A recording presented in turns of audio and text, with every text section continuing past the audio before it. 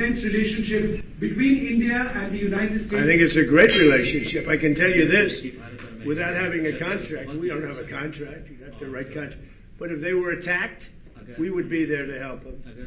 How is that? Is that a good statement? Okay, come here, man. If anybody attacks that man, we're going to be there. Now, if there's a new leader, I'm not sure about it. दिना साहब, बड़े सकारात्मक माहौल में बातचीत हुई और जवाब दिया उन्होंने। थोड़ा सा समय का अभाव है, जल्दी से कंप्लीट करिएगा। इस बयान को आप कैसे देखते हैं? ये उनका चतुराई भरा बयान है। वो चाहते हैं कि हम भविष्य में अमेरिका के साथ या क्वाड के जरिए एक मिलिट्री समझौता साइन करें। जी बिल्कुल सर, बहुत शुक्रिया दिनवार साहब हमें समय देने के लिए। और फिलहाल अब सवाल यही है कि क्या मोदी सुरक्षा की गारंटी है, क्योंकि डोनाल्ड ट्रंप ने बिल्कुल साफ कर दिया है। तो चलिए अब आगे बढ़ेंगे। उस बीच एक बड़ी खबर आपको बता दें, रूस यूक्रेन युद्ध के बीच मॉस्को से जुड़ी ये बड़ी खबर है। मॉस्को की ऑयल रिफाइनरी पर ड्रोन हमला हुआ है। सबसे बड़ी ऑयल रिफाइनरी पर यह ड्रोन अटैक हुआ है। रिफाइनरी के अहम प्रोसेसिंग यूनिट को नुकसान हुआ है। ईंधन सप्लाई पर अब असर पड़ सकता है। तो आपको बता दें, रूस यूक्रेन युद्ध के बीच मॉस्को से यह बड़ी खबर सामने आई है। रूस की राजधानी मॉस्को स्थित एक प्रमुख ऑयल रिफाइनरी पर ड्रोन अटैक किया गया। बताया जा रहा है कि मॉस्को क्षेत्र की सबसे बड़ी तेल रिफाइनरियों में से एक है, जहां हमले के बाद अहम प्रोसेसिंग यूनिट को नुकसान पहुंचा। इस घटना के बाद रिफाइनरी के संचालन और ईंधन उत्पादन पर अब असर पड़ने की आशंका है। रूस के लिए यह रिफाइनरी रणनीतिक रूप से बहुत महत्वपूर्ण मानी जाती है, क्योंकि यह राजधानी और आसपास के इलाकों में बड़ी मात्रा में ईंधन की आपूर्ति करती है। यूक्रेन और रूस के बीच जारी युद्ध में पिछले कुछ समय से ऊर्जा ढांचे को निशाना बनाने की घटनाएं बढ़ी हैं। ऐसे में मॉस्को के इस रिफाइनरी पर हमला रूस के लिए बड़ा झटका माना जा रहा है। हमले के बाद सुरक्षा एजेंसियां अलर्ट हैं और नुकसान का आकलन किया जा रहा है। इस बीच युद्ध के मोर्चे पर बढ़ती आक्रामकता के संकेत भी बिल्कुल साफ दिखाई दे रहे हैं। और ये दो तस्वीरें आपकी टीवी स्क्रीन पर, रूस की इस ऑयल रिफाइनरी पर ड्रोन अटैक किया गया है। मॉस्को यानी कि रूस की राजधानी के बहुत करीब ये ऑयल रिफाइनरी मौजूद है। कई किलोमीटर तक इस प्रोसेसिंग यूनिट के जलने के बाद धुआं उठा, जिससे आप इस हमले की तीव्रता का अंदाजा, इस ड्रोन अटैक की तीव्रता का अंदाजा लगा सकते हैं। प्रोसेसिंग यूनिट को सीधा नुकसान हुआ है और पूरी कोशिश इन दोनों देशों की यही है कि इनके ईंधन को, इनकी ऊर्जा आपूर्ति को सीधे तौर पर बाधित किया जाए। और आज के युद्ध में अगर आप किसी देश की ऊर्जा पूर्ति संयंत्र को बाधित करते हैं तो उसके लिए सबसे ज्यादा घातक साबित होता है। और यही वजह है कि मॉस्को पर यूक्रेन ने ड्रोन अटैक किया है। इसकी तेल रिफाइनरी, बड़ी कंपनी, जिस कंपनी को अब जला दिया गया, इसके प्रोसेसिंग यूनिट को नुकसान हुआ है। और इस नुकसान की तीव्रता, कितना नुकसान हुआ है, आप दूसरी तस्वीर में कई किलोमीटर ऊंचा उठता ये धुएं का गुबार देखिए। तो दो तस्वीरें मॉस्को में ड्रोन अटैक की। इस ड्रोन अटैक के बीच अब यह तय है रूस आगे प्रतिक्रिया देगा, क्योंकि पिछले तकरीबन 4 साल से ज्यादा वक्त से चल रहे इस युद्ध के बीच अब एक बार फिर बड़ा अटैक यूक्रेन की तरफ से रूस की राजधानी को बनाकर किया गया है, जहां पर उनकी रिफाइनरी की अहम प्रोसेसिंग यूनिट पर ड्रोन अटैक किया गया है। अब तय है रूस इस पूरे हमले की प्रतिक्रिया बहुत जल्द देने वाला है, क्योंकि रूस यह तय कर चुका है कि वो अपनी शर्तों पर समझौते के बिना रुकने वाला नहीं है। लेकिन अब यह हमला जब रूस की राजधानी पर हुआ है तो तय है रूस इसका जवाब देगा। मॉस्को में बड़ा ड्रोन अटैक यूक्रेन के द्वारा किया गया। और यह तस्वीर आप देखिए,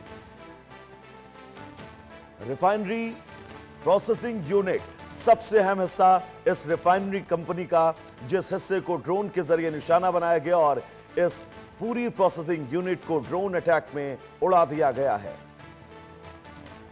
मॉस्को में मौजूद ये तेल रिफाइनरी कंपनी, जिस कंपनी पर मॉस्को समेत आसपास के कई क्षेत्रों का भार निर्भर था, और सीधा इस रिफाइनिंग कंपनी को निशाना बनाया गया है। रिफाइनरी के अहम प्रोसेसिंग यूनिट को नुकसान हुआ है और इस नुकसान की भरपाई अब रूस कैसे करेगा यह देखना बड़ा दिलचस्प होगा, क्योंकि रूस लगातार यूक्रेन के कई ठिकानों पर हमले कर रहा है।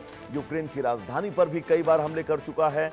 लेकिन अब इन हमलों के बीच ये जो आग और इस आग की लपटें आप देख रहे हैं, ये बताने के लिए काफी है कि यूक्रेन के इस हमले में रूस को जबरदस्त नुकसान हुआ है।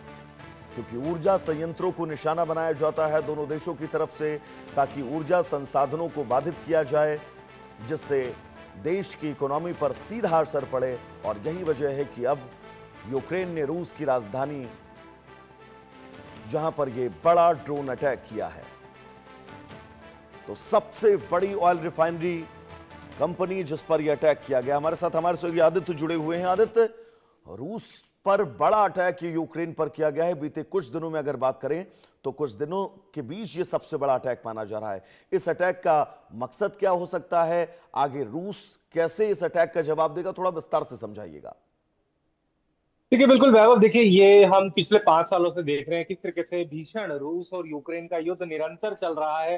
कोई रुकने का नाम नहीं ले रहा, ना रूस रुकने का नाम ले रहा है, ना यूक्रेन रुकने का नाम ले रहा है। आए दिन हम देखते हैं रूस किस तरीके से अपनी मिसाइल दागता है यूक्रेन के शहरों में, फिर यूक्रेन ड्रोन से माध्यम से जो है रूस के जो एनर्जी इंफ्रास्ट्रक्चर है और ऑयल फैसिलिटीज हैं उनको अटैक करता है। तो ये जो अभी हाल ही में जो मॉस्को ऑयल रिफाइनरी पे जो अटैक हुआ है, ऐसे पहले भी यूक्रेन ने अपने जो तकनीकी लैस ड्रोन है उनसे कई ना कई बार दोबारा अटैक करे हैं मॉस्को की ऑयल रिफाइनरी पे, जहां जिससे मॉस्को रूस का काफी ज्यादा जो एनर्जी इंफ्रास्ट्रक्चर है उसको काफी नुकसान हो रहा है। और हम ऑलरेडी देख रहे हैं कि ये जो खाड़ी के गल्फ में जो ऑलरेडी ये 2-2.5-3 महीने का वॉर है, इसने वैसे ही एक तेल और गैस संकट का जो खतरा है ऑलरेडी दुनिया के लिए खड़ा कर दिया है। और अब इस तरह से रूस की अगर तेल फैसिलिटीज पर इस तरह से अटैक होंगे तो आने वाले समय में बहुत अनसर्टेनिटी हो सकती है। अगर जो है अगर हम तेल और गैस मार्केट्स की बात करें तो अब देखने वाली बात होगी कि रूस किस तरीके से रिटेलिएट करता है, कि क्या वो जो पैटर्न रहा है रूस का वो रेजिडेंशियल हाउसेस को जो यूक्रेन के शहर है कीव और अन्य तमाम शहर है वहां अपनी मिसाइल और से बिल्कुल लोगों कीव को खार्किव करता की है। क्या दुर्दशा रूस ने की है, ये पूरा विश्व जानता है। आदित्य, आप हमारे साथ बने रहिएगा। इस बीच एक बड़ी खबर अपने दर्शकों को बता दें। अमेरिका ईरान के बीच समझौते पर डिजिटल हस्ताक्षर हो चुके हैं। राष्ट्रपति ट्रंप और मसूद पेजेशिकियान ने हस्ताक्षर किए हैं। दोनों देशों के रिश्तों में तनाव कम करने की दिशा में यह बहुत बड़ा कदम उठाया गया है। मध्य पूर्व की राजनीति में समझौते को अब अहम घटनाक्रम माना जा रहा है। तो मध्य पूर्व में जारी तनाव के बीच एक बड़ा कूटनीतिक घटनाक्रम, अमेरिकी राष्ट्रपति डोनाल्ड ट्रंप और ईरान के राष्ट्रपति मसूद पेजेशिकियान ने वॉशिंगटन और तेहरान के बीच हुए समझौता ज्ञापन यानी एमओयू पर डिजिटल और दूरस्थ तरीके से हस्ताक्षर कर दिए हैं। इस समझौते को दोनों देशों के बीच लंबे समय से चले आ रहे टकराव को कम करने की दिशा में बहुत महत्वपूर्ण कदम माना जा रहा है।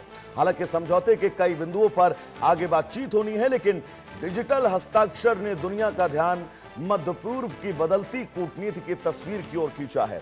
इस बीच एक और बड़ी खबर आपको बता दें, फ्रांस के वर्साई पैलेस में ट्रंप ने ईरान एमओयू पर किए हस्ताक्षर। फ्रांसीसी राष्ट्रपति मैक्रो की मौजूदगी में यह अहम डिप्लोमेटिक पहल हुई है। समझौते में युद्ध विराम और परमाणु वार्ता के नए फ्रेमवर्क पर सहमति जरूरी है।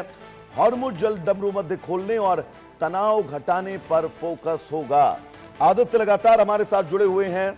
आदित्य, बहुत सारी तस्वीरें ट्रंप के इस दौरे के दरमियान देखने को मिली, लेकिन सबसे महत्वपूर्ण ये सिग्नेचर है, क्योंकि ये सिग्नेचर ये बता रहा है कि पश्चिमी एशिया में जो तनाव पिछले 4.5 महीनों से लगभग चल रहा था उस पर अब पूर्ण विराम लगने वाला है, वो रुकने वाला है। आदित्य, देखिए वैभव, अगर हम पश्चिम वेस्ट एशिया की बात करें तो पूर्ण विराम जैसा कि आप जिक्र कर रहे हैं, कहीं ना कहीं ये एक बहुत कॉम्प्लेक्स स्थिति बनी हुई है मिडिल ईस्ट में, क्योंकि ये एमओयू जरूर साइन हुआ है अमेरिका और ईरान के बीच में, लेकिन कहीं ना कहीं अभी भी हम इजराइल की अगर बात करें, हिजबुल्लाह की अगर बात करें, तो इजराइल अभी भी जो है हिजबुल्लाह के ठिकानों पे जो है अटैक कर रहा है सदर्न लेबनान में, और फिर हिजबुल्लाह रिटेलिएट कर रहा है इजरायली डिफेंस फोर्सेस पे। और अभी हमने देखा कुछ बीते दिनों में, कुछ घंटे पहले ही ईरान ने वार्निंग भी जारी करी, इजराइल को चेताया कि अगर ये हिजबुल्लाह और लेबनान पे ज्यादा दोबारा बारंबार हमले हुए तो कहीं ना कहीं ईरान भी रिटेलिएट कर सकता है। तो अभी कुछ भी कहना यहाँ अनसर्टेन है, क्योंकि इजराइल के अगर हम मिनिस्टर्स की स्टेटमेंट देखें, जो बेन गवीर है वहां के फार राइट मिनिस्टर, जो डिफेंस वहां सिक्योरिटी, आदित्य बिल्कुल, क्योंकि जो समझौते की शर्तें हैं वो बहुत पेचीदा हैं। उन शर्तों पर इतनी जल्द ना ईरान सहमति जताएगा, अमेरिका सहमति न जताएगा, और ना ही इजराइल, क्योंकि इजराइल बिल्कुल स्पष्ट कर चुका है कि वो मानने वाला नहीं है अपने समझौतों से कम में। फिलहाल आदित्य, आपका बहुत बहुत शुक्रिया। अब हम आपको ये 2 तस्वीरें दिखाने जा रहे हैं। ये 2 तस्वीरें ईरान डील पर पेजेशिकियान ने साइन किए हैं और अब डोनाल्ड ट्रंप ने भी डिजिटल तरीके से इस डील पर हस्ताक्षर कर दिए हैं। ईरान डील पर ट्रंप ने डिजिटल हस्ताक्षर किए हैं, उधर ईरान के राष्ट्रपति पेजेशिकियान ने भी डिजिटल हस्ताक्षर किए हैं और अब सबकी नजरें स्विट्जरलैंड में होने वाले उस समझौते पर हैं, जिस समझौते के चलते वो तमाम बिंदु सामने आएंगे, जिन बिंदुओं के जरिए यह समझा जा सकता है कि क्या ईरान अपने परमाणु कार्यक्रम को रद्द करेगा, क्या ईरान अपने परमाणु कार्यक्रम को आगे के लिए पोस्टपोन करेगा, क्या शर्तें रहेंगी, ये बहुत महत्वपूर्ण है। तो चलिए फिलहाल इस बुलेटिन में इतना ही। इंडिया न्यूज पर खबरों का सफर नॉन स्टॉप जारी रहेगा। बने रहिए इंडिया न्यूज के साथ। नमस्कार।